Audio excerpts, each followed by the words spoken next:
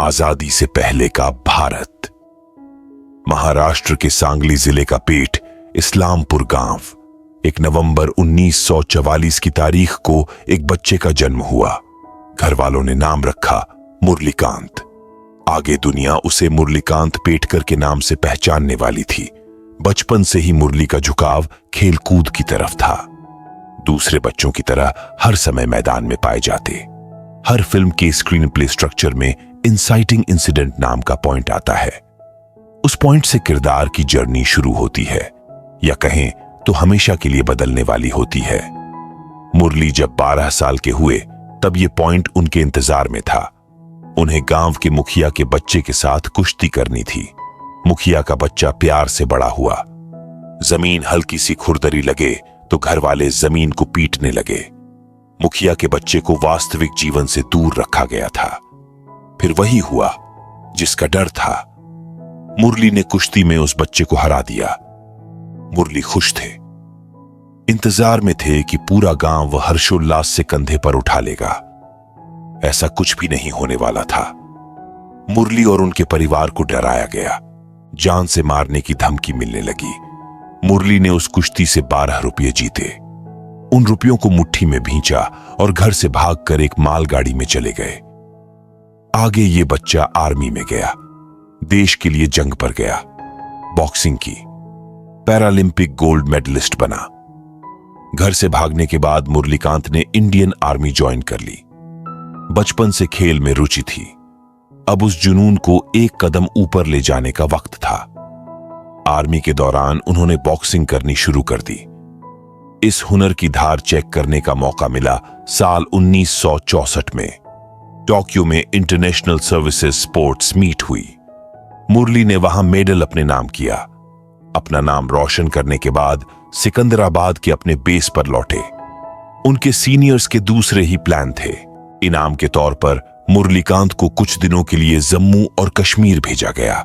मुरली army camp में ठहरे। Daily का एक रूटीन सेट था। दोपहर के खाने के बाद हल्की झपकी ली जाती। कोई साथी आवाज देकर शाम की चाय के लिए उठाता। साल 1965 की बात है। मुरली तब सियालकोट में थे। सितंबर का महीना था। पाकिस्तान ने भारत पर हवाई हमला करना शुरू कर दिया था। उसी महीने की दोपहर एक ऐसा हमला हुआ जिसने मुरलीकांत पेटकर की पहचान को हमेशा के लिए बदल कर रख दिया। उन्हें 9 गोलियां लगी। कैंप में हाहाकार मच गई। उसी हाहाकार में एक आर्मी जीप उन्हें रौंदती हुई निकल गई। उस घटना को पेटकर याद करते हैं मुझे इतना याद आता है कि हम लंच के बाद आराम कर रहे थे। तभी अचानक से मेजर हवलदार भागते हुए आए। हम में से कई लोग आधी नींद में थे। हमें लगा कि चाय के लिए बुलाया जा रहा है।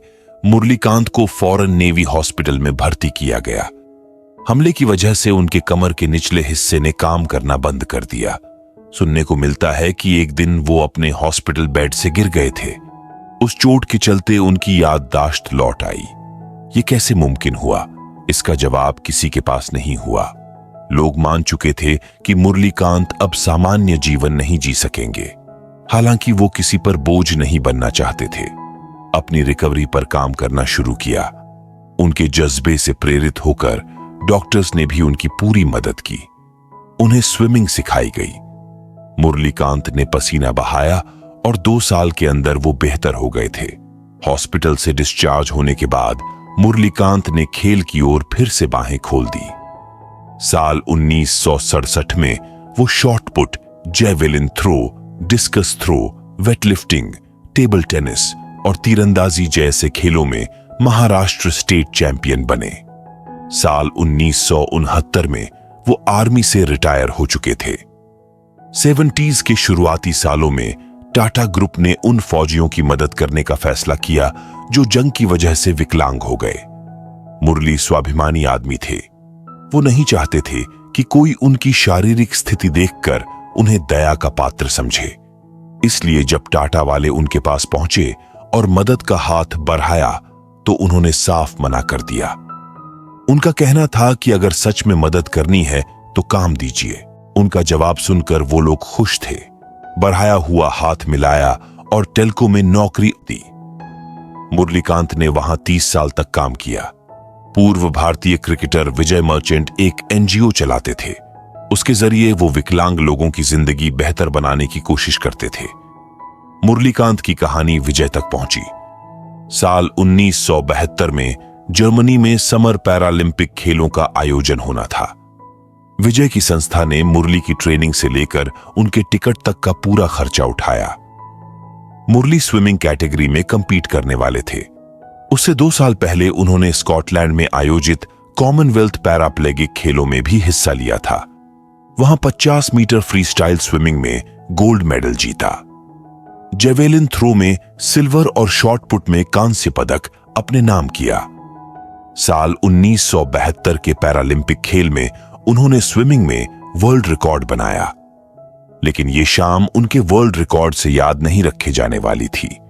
स्विमिंग का फाइनल होने जा रहा था। मुरली चाहते थे कि उन्हें बीच की लेन मिले। उनकी मुराद पूरी हुई। वो तीसरी लेन में पोजीशन लेकर तैयार थे।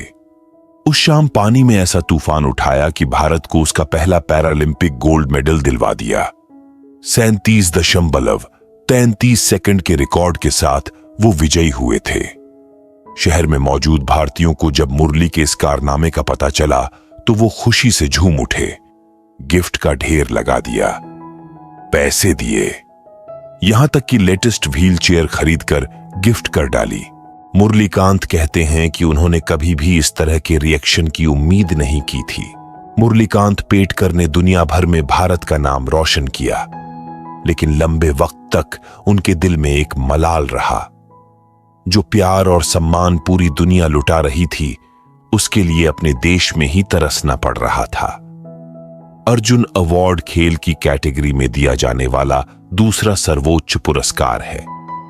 साल 1982 में मुरलीकांत पेटकर ने भारतीय सरकार को एक चिट्ठी लिखी। कहा कि वो अर्जुन अवार्ड के हकदार हैं, लेकिन उनकी बात को खारिज कर दिया गया। मुरली को ठेस पहुंची। वो बताते हैं कि उनका नाम सिर्फ इसलिए रिजेक्ट कर दिया गया क्योंकि वो एक विकलांग इंसान है।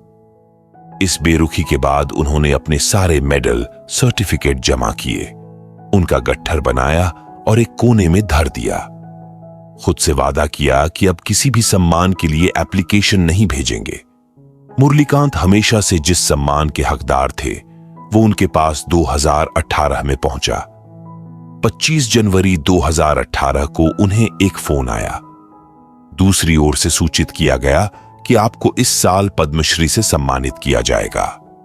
मुरली को यह पता नहीं चल पाया कि उनका नाम इस सम्मान के लिए किसने नॉमिनेट किया। वो मानते हैं कि इस सम्मान से बाकी पैरा एथलीट्स को भी प्रेरणा मिलेगी। अब कबीर खान और उनकी टीम मुरलीकांत पेटकर की कहानी को पूरी दुनिया के सामने ला रही है। 14 जून 2024 को चंदू चैंपियन रिलीज होने जा रही है।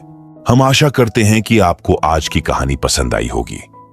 ऐसी ही और कहानियां सुनने के लिए वीडियो को लाइक और शेयर करें और चैनल को सब्सक्राइब करें। मिलते हैं कल की वीडियो में।